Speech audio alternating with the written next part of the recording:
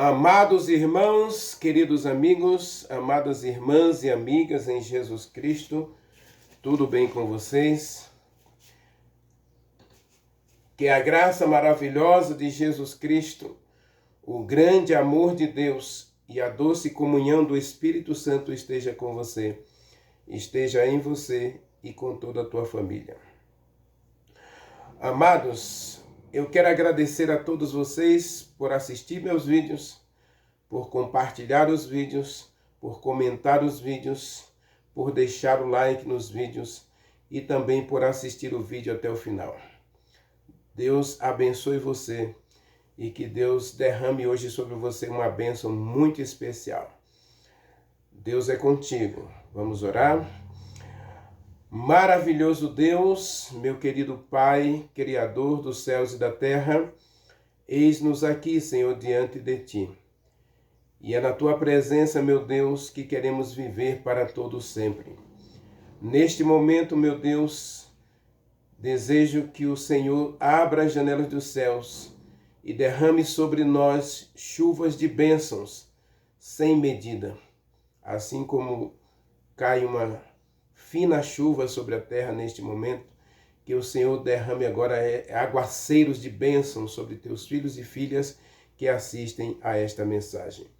Que a mão poderosa do nosso Deus nos alcance hoje com o perdão, com a salvação, com a cura, com a prosperidade e, acima de tudo, com a tua própria presença em cada um de nós.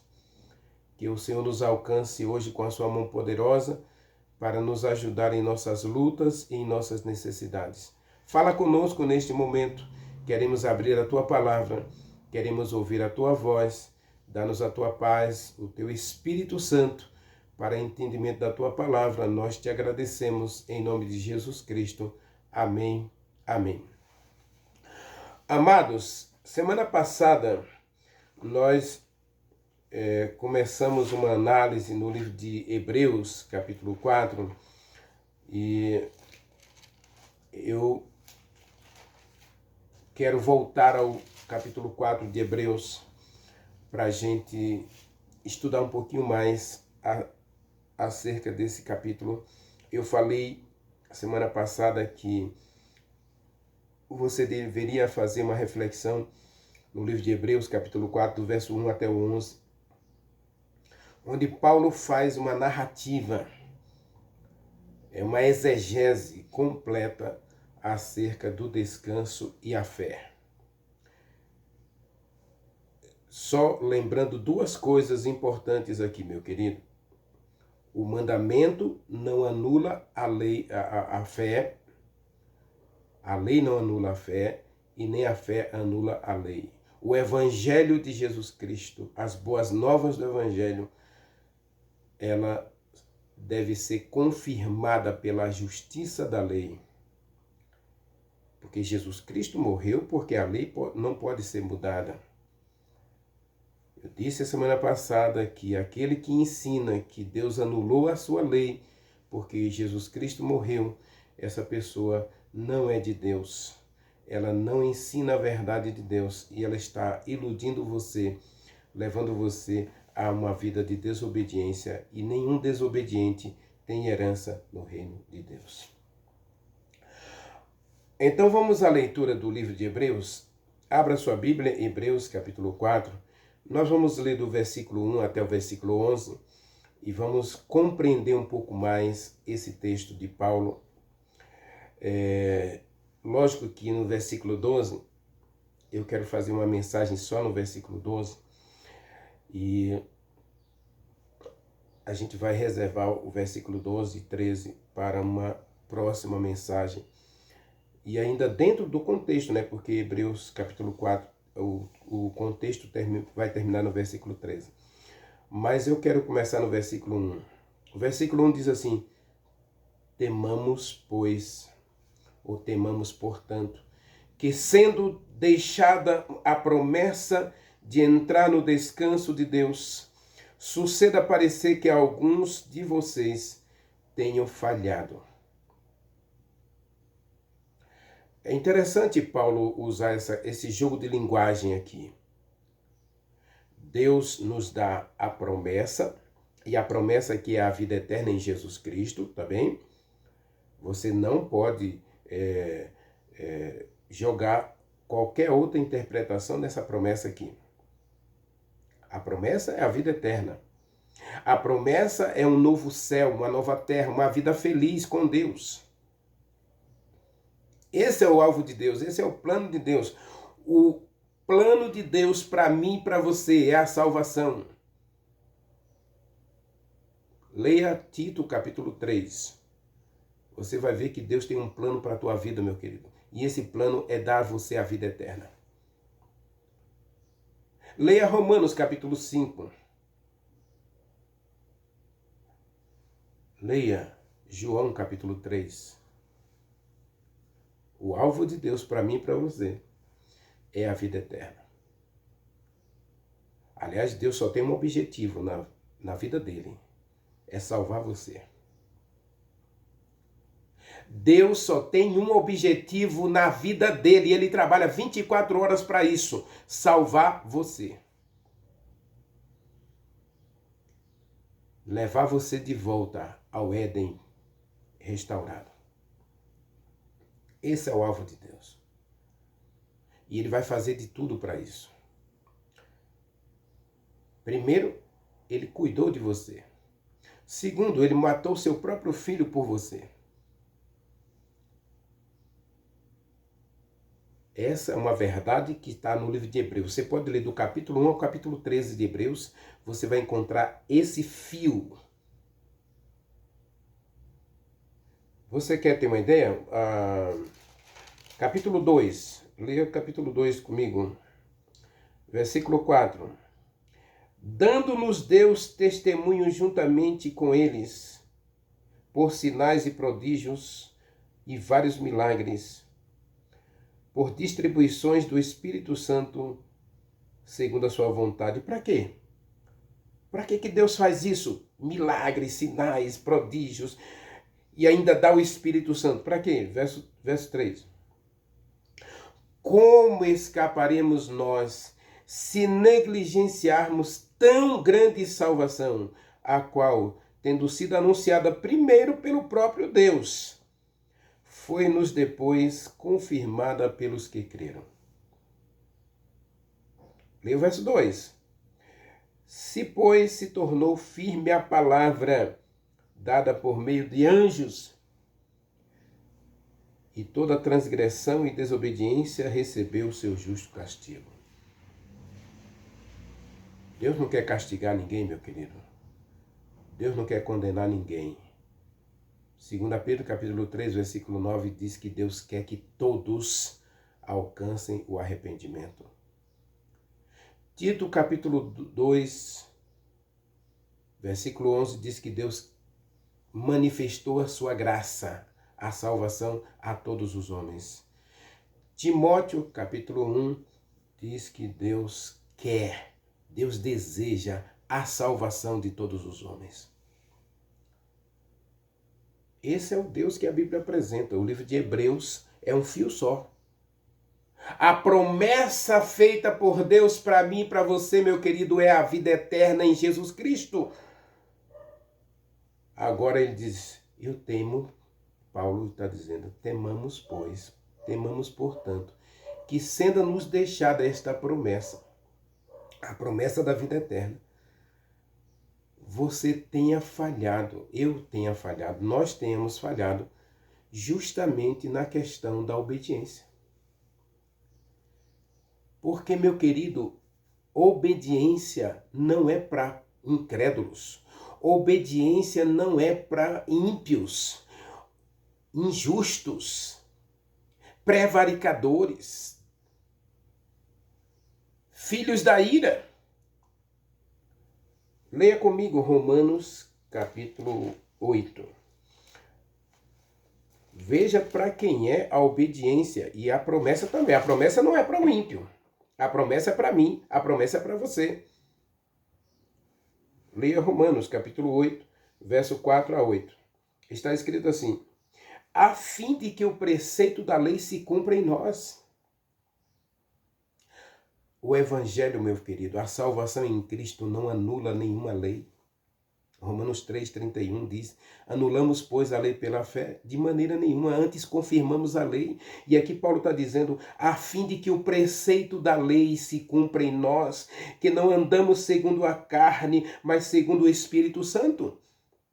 Porque os que se inclinam para a carne cogitam das coisas da carne, e eles pensam e eles vivem dos desejos da carne. Mas nós que vivemos no Espírito, nós nos inclinamos para as coisas do Espírito Santo. A lei é para quem é espiritual, a vida eterna é para quem é filho, filha de Deus.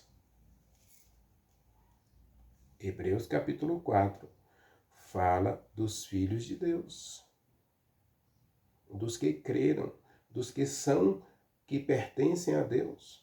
Verso 6, Romanos capítulo 8, verso 6. Porque o pendor da carne gera morte, mas o pendor do Espírito Santo gera vida e paz. Para quem é a lei? É para nós. Porque a lei, ela não gera paz no desobediente. O ímpio, ele não tem paz. Por isso que o mundo hoje está em guerra, meu querido. O mundo está em polvorosa. A violência campeia. As trevas cobriram a terra. E a escuridão os povos, porque as pessoas não seguem as leis. Isaías capítulo 24, leia capítulo 24 de Isaías, verso 4 até o 8. De Isaías 24. A terra enlangueia e murcha. A terra está em polvorosa por causa dos homens, porque eles transgridem as leis. Agora, para quem é espiritual, que vive no Espírito Santo, a lei gera vida e paz. Porque você não tem condenação. Romanos 8:1. Agora nenhuma condenação há para os que estão em Jesus Cristo, que não andam segundo a carne, segundo a lei da carne, mas segundo a lei do Espírito Santo. Porque a lei do Espírito Santo e da vida em Jesus Cristo nos libertou da lei do pecado e da morte. Leia aí o versículo 1 e 2 de Romanos capítulo 8. Ao pendor da carne gera morte. O pendor do Espírito Santo gera vida e paz.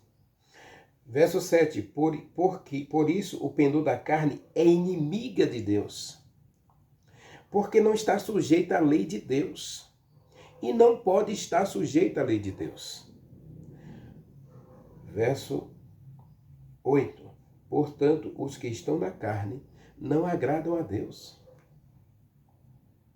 Agora, volte para Hebreus capítulo 4, porque Paulo vai dizer aí, no versículo 2, observe, Hebreus 4, verso 2, ele vai dizer o seguinte, olha aí, observe, porque também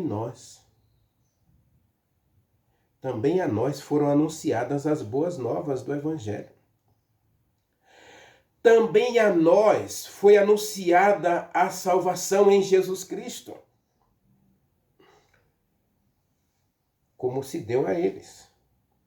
Mas a palavra que eles ouviram não foi acompanhada de fé. Obedecer os mandamentos de Deus é um ato de fé.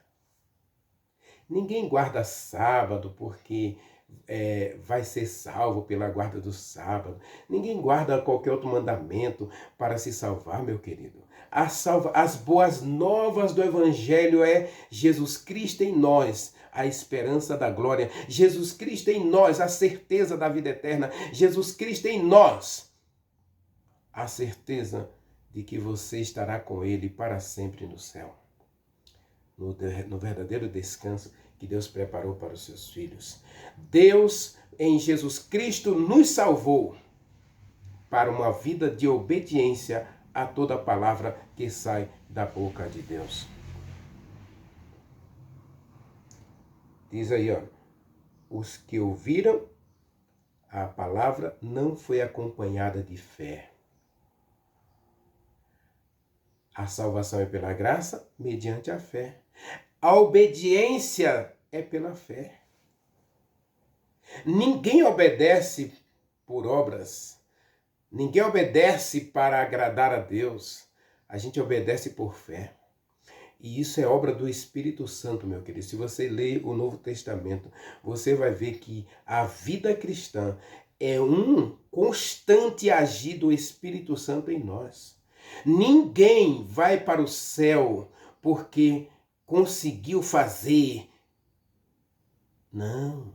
Nós vamos para o céu porque o Espírito Santo realizou em nós o querer, o realizar. E o agir de Deus em nós é obra do próprio Espírito Santo.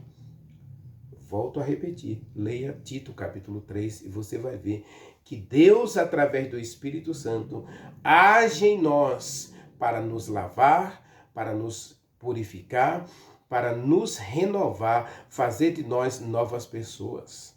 É o Espírito Santo agindo em nós, meus queridos, que nos leva a viver uma vida de obediência pela fé. Sem o Espírito Santo, sem o agir de Deus, não conseguimos. Ninguém guarda sábado.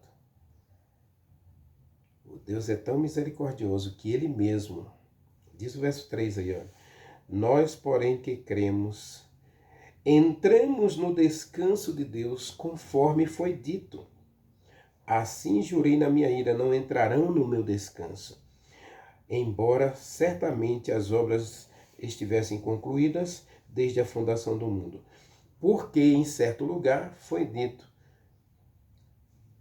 no tocante ao sétimo dia, e descansou Deus no sétimo dia de todas as obras que ele fez.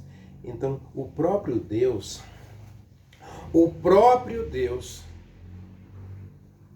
ele se coloca como nosso modelo de fé para obediência ao mandamento. Ele é o nosso espelho. Ele guardou o sábado, ele descansou no sábado, ele santificou o sábado, ele abençoou o sábado e ele se colocou como um modelo para todos nós. É o próprio Deus que, agindo em nós, faz com que eu e você, meu querido, obedeça o mandamento. Para isso, ele nos deu o Espírito Santo. Para isso, ele colocou em nós o Espírito Santo. O próprio Deus, o Espírito Santo, a terceira pessoa da divindade, vem agir em nós, morar em nós, nos levando a uma vida de obediência. Nós que cremos, temos o Espírito Santo para fazer de nós homens e mulheres obedientes a toda palavra que sai da boca de Deus.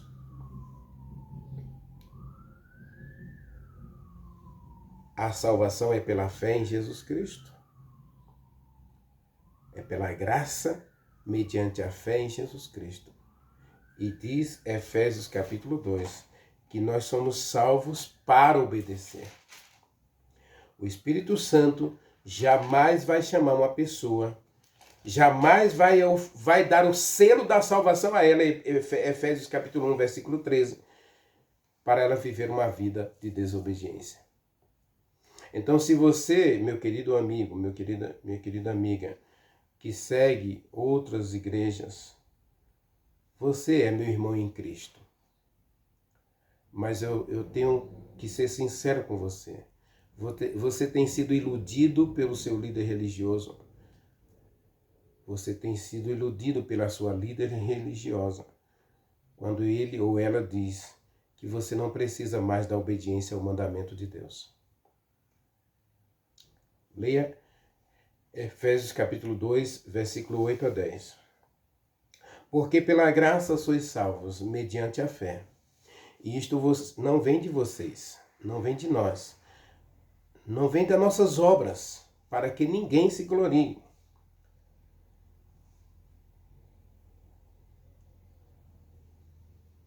Pois, verso 10, Somos feituras dele. Você é obra de quê? Você é obra das mãos de Deus, meu querido. Você é obra das mãos de Deus, minha querida. Você é obra das mãos de Deus. 2 vezes. Na criação, lá no Éden, ou no princípio do mundo, né? E você é obra das mãos de Deus na cruz. Quando Jesus Cristo cravou suas mãos na cruz, ele deu a você o direito de ser filho e filha de Deus novamente. Você é de Deus pela criação e pela redenção. Somos feituras dele, criados em Jesus Cristo. Você foi criado em Jesus Cristo para 2 coisas. Observe aí. Criados em Jesus Cristo para as boas obras, as quais Deus de antemão preparou para que andássemos nela. Você foi criado para obedecer e para andar com Deus. Criados em Jesus Cristo para obedecer e andar com Deus. Meu andar com Deus. Isso é pela fé, meu querido. Ninguém deve pensar que a obediência é mérito próprio. Porque, leia comigo Filipenses capítulo 2, versículo 13. Filipenses 2:13. Olha o que está escrito. Eu vou ler o 12 também, tá? Assim, pois, amados meus, como sempre obedecestes, não só na minha presença, como, porém, muito mais agora na minha ausência, devemos desenvolver a nossa salvação com temor e tremor, porque Deus é quem efetua em você ou em nós tanto querer como realizar segundo a sua boa vontade para conosco. Filipenses capítulo 1, versículo 6 está escrito: aquele que começou a boa obra em você é o mesmo que vai completá-la. Obediência é um ato de fé no agir de Deus em nós, por nós e através de nós. Hebreus capítulo 4, verso 1 a 4, diz que Deus age em nós. Ele nos deu a salvação, Ele nos deu a promessa, Ele nos deu o descanso. E Ele mesmo descansou. Observe, Deus nos deu a promessa, Deus nos deu a salvação, Deus nos deu a obediência e Ele mesmo obedeceu. Ele mesmo nos deu exemplo. É Ele agindo em nós, Ele agindo através de nós, Ele agindo por nós. Eu disse no começo dessa mensagem, Deus só tem um alvo na vida. E eu acho maravilhoso demais isso. Parece que Deus não tem mais o que fazer. Ele é dono do universo. Será que isso não gera ciúme aos outros mundos não caídos? Não, não gera, meu querido, porque eles obedecem. Eles não precisam de salvação, porque eles não caíram na transgressão do mandamento. O único planeta que caiu na desobediência foi o nosso. Apocalipse capítulo 12, versículo 10. Ai da terra e dos seus moradores, porque o diabo desceu até vós, cheio de ira, cheio de maldade, sabendo que pouco tempo lhe resta. Infelizmente, Adão e Eva caíram na desobediência, e então Deus agora centralizou e concentrou-se, e concentrou todas as suas energias no resgate da terra. E para resgatar a terra, Deus fez 2 coisas terríveis. Terríveis mesmo. Tanto é que Isaías vai chamar isso de obra estranha de Deus. Paulo vai dizer o mistério de Deus. Primeiro, ele cria o ser humano com a possibilidade do pecado. É estranho isso? Claro que é estranho. Seria mais fácil para Deus criar o ser humano sem a possibilidade do pecado. Mas ele cria o ser humano livre. E ao criar um ser humano livre, ele oferece o mandamento. Leia Gênesis comigo, Gênesis capítulo 2, versículos 15 a 17. Observe. Você pode ler aí da criação, do capítulo 1, verso 26 e 27, você vê que Deus cria o ser humano, e esse ser humano criado, ele é criado livre. Capítulo 2, verso 15, está escrito: tomou, pois, o Senhor Deus ao homem que havia criado e o colocou no jardim do Éden para cultivar e guardar. Observe, aqui já tem um mandamento. Cultivar é uma lei, a lei do trabalho. Guardar é uma lei, zelo, cuidado, proteção. O ser humano se torna um vigilante. E o vigilante tem seus compromissos, tem a sua obrigação. Cultivar é uma obrigação. Mas o verso 16, e o Senhor lhe deu este mandamento: de todas as árvores do jardim você pode comer livremente. Observe o texto, meu querido. Não tenha dúvida de que todos os mandamentos de Deus são de livre acesso à obediência ou à desobediência. Todos. De toda a árvore do jardim você pode comer livremente. Essa é uma ordem. Esse é um mandamento de Deus. Pode comer livremente. Mas, ele diz assim, olha, mas da árvore do conhecimento do bem e do mal você não deve comer. O mandamento é para você, você é livre para obedecer ou desobedecer. Agora, a obediência é você não comer desta árvore que eu estou dando para você. Você pode comer dela livremente, mas se você comer dela, você vai morrer. A obediência aqui não está na árvore, meu querido. A questão aqui não é a árvore. A questão aqui é a palavra de Deus. Quando Deus fala, não se pode questionar a palavra de Deus. Hoje nós temos um evangelho manco, distorcido, incompleto, inválido, porque as pessoas tornaram o evangelho uma questão de aceitação própria. Isso eu quero, isso eu não quero. Isso eu aceito, isso eu não aceito.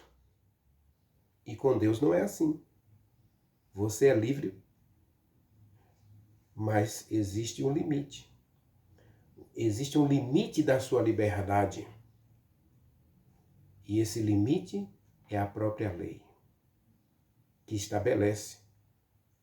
A lei estabelece os limites onde você pode ir, o que você pode fazer, o que você pode comer, o que você pode não fazer, não comer, não ir. Esse é o parâmetro da lei. E Deus lhe deu esta ordem. Vamos para Hebreus. Tiago, lá perto do Apocalipse agora. Tiago, capítulo 2, versículo 12. Tiago explica, ele está falando dos 10 mandamentos. Você pode ler Tiago, capítulo 2, verso 10 em diante. Você vai ver que Tiago está falando dos 10 mandamentos. E aí, quando ele fecha o capítulo 2, não fecha o capítulo 2, mas ele fala assim, olha, falem de tal maneira e de tal maneira procedam, como aqueles que hão de ser julgados pela lei da liberdade. É estranho Deus criar um ser humano livre. É terrível. Ele sabe que seria um problema para ele. Deus é onisciente. E como Deus onisciente, ele sabia que o homem ia cair na transgressão. Mas ele cria um homem livre. E aí ele faz algo mais terrível ainda. Ele mata seu filho.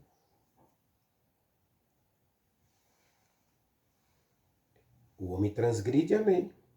E qual é o salário do pecado? É a morte. O salário do pecado é a morte. Aí Deus oferece o dom da vida em Jesus Cristo. Romanos capítulo 6, verso 23. Leia comigo Romanos 6, verso 23. Olha o que está escrito. Porque o salário do pecado é a morte. Já se não bastasse Deus criar o ser humano livre, porque Deus não gosta de robôs, e Deus jamais iria criar um ser humano capaz ali de só fazer o que Deus manda. O robô é que faz isso, né? Hoje nós temos a inteligência artificial, mas a inteligência artificial ela é manipulável. Você pode manipular a inteligência artificial. Você controla. E Deus não quer isso, meu querido. Por isso ele criou você livre. Porque ele criou você com a capacidade de não só escolher, mas a capacidade de amar. Porque Jesus Cristo disse, se você me ama, você vai guardar os meus mandamentos. Deus queria ser humanos livres porque Deus sabia que você podia cair na transgressão, é verdade. Ele sabia que a gente ia desobedecer, mas ele também sabe, e ele sabia, que o ser humano seria capaz de entender o amor de Deus ao matar seu filho e seria capaz de devolver o amor a Deus em forma de obediência. Nós não amamos a Deus porque queremos. Nós amamos a Deus porque Ele nos ama. Ele derrama o amor em nosso coração. E tudo que nós fazemos agora é responder ao amor de Deus em forma de obediência. O salário do pecado é a morte, mas o dom gratuito de Deus, Jesus Cristo, é a vida eterna em Jesus Cristo, nosso Senhor. O dom gratuito é a vida eterna através de Jesus Cristo. Então Deus, em vez de anular a sua lei, como alguns querem, em vez de destruir a lei para realmente justificar o diabo, Deus mata seu filho. E ao matar seu filho, ele não só justifica a lei, ele não só justifica a si mesmo, mas ele justifica a cada pecador, oferecendo ao pecador a vida eterna através da morte de Jesus Cristo. O dom de Deus, a vida eterna, está em Jesus Cristo. Agora você volta para Hebreus capítulo 4 e você vai entender direitinho o que Paulo está querendo dizer aqui. Hebreus capítulo 4 é uma advertência para cada um de nós. Por quê? Porque aqui em Hebreus capítulo 4, Paulo mostra um Deus trabalhando para mim, trabalhando por mim e trabalhando através de mim. Mas antes de fazer qualquer trabalho na gente, por nós ou através de nós, ele mesmo se sacrificou. Ele mesmo nos deu exemplo